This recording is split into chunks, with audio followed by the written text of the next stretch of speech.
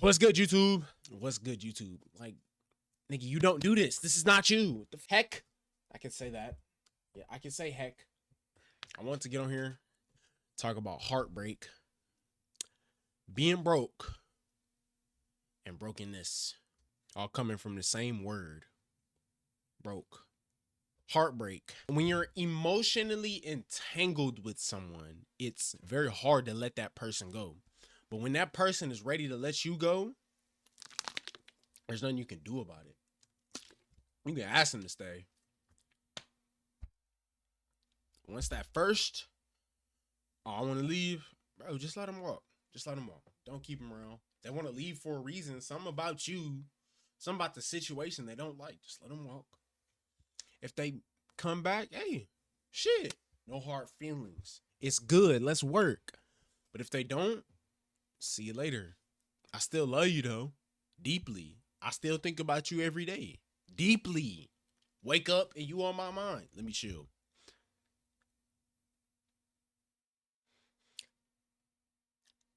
It's hard when you're emotionally entangled with someone, especially when you don't have anyone else to give you that kind of love on that level, and you've never experienced it. You've never experienced love that deep for someone. That going to sleep on the phone business is that's deep. I don't recommend it for anyone starting out a relationship. If you're just starting out in a relationship, do not start going to sleep on the phone together. That shit is gonna make it go downhill so fast, especially if y'all not together, especially if it's long distance, bro. Y'all need y'all space and time. I know y'all care about each other, but every night is not good. Availability is good. Communication is good, but all the time is no good. It's only after that person leaves that you understand where you can grow and develop as a person and become better to better suit the life that you want, to attract the people that you want around you, becoming the person that they want to be around. Only single people can do that.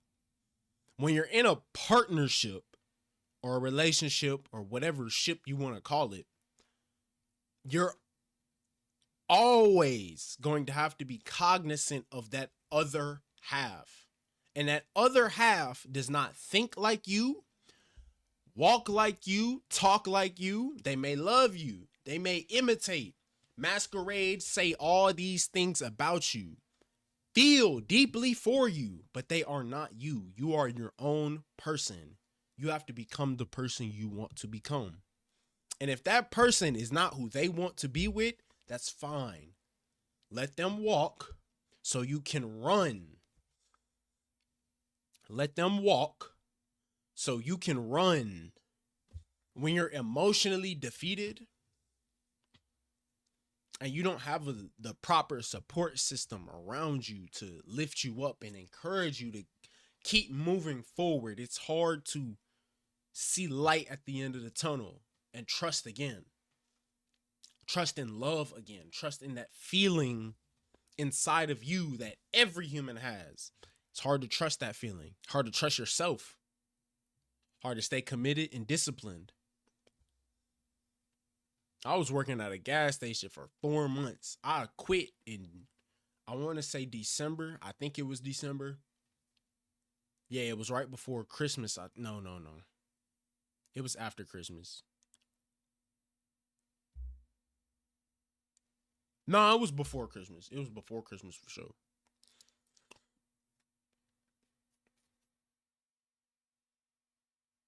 I used all the money that I had saved up from that job. I had like a band saved up. I used it all.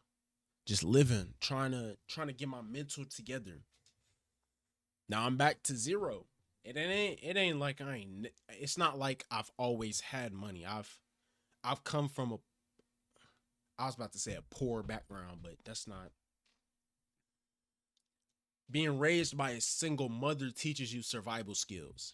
And that just because you're down, you're not always out.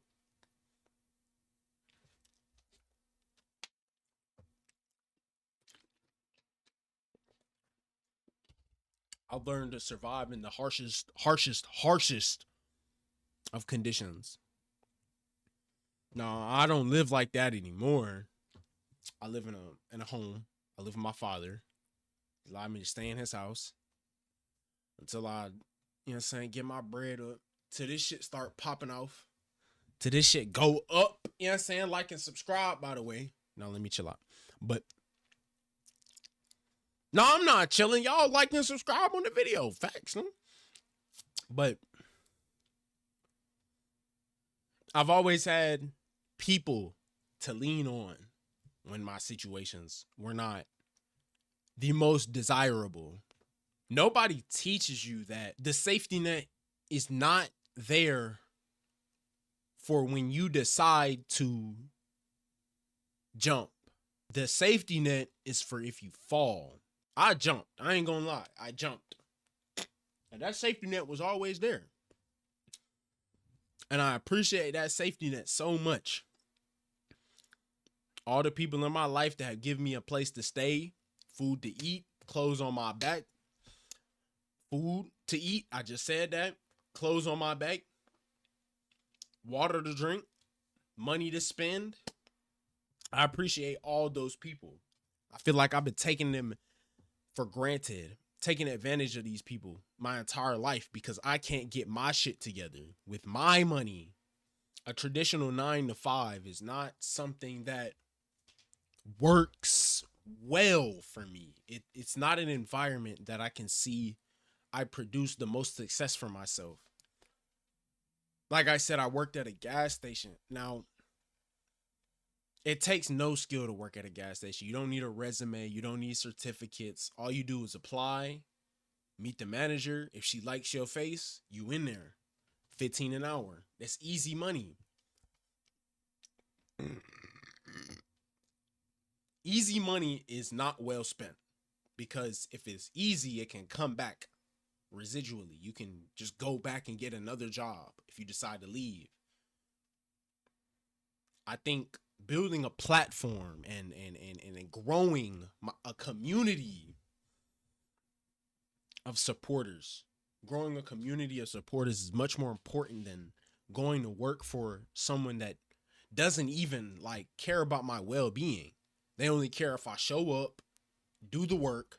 I mean, that's really it. They only care if you show up and do the work. If you don't show up, they're going to call you, give you a point, whatever system they got, a point, a demerit, a write-up, whatever it is. If you don't do the work, they're going to write you up. It's going in the system, their system, or whatever system they got. You got to probably talk to HR. Nothing crazy, just loose-based punishment.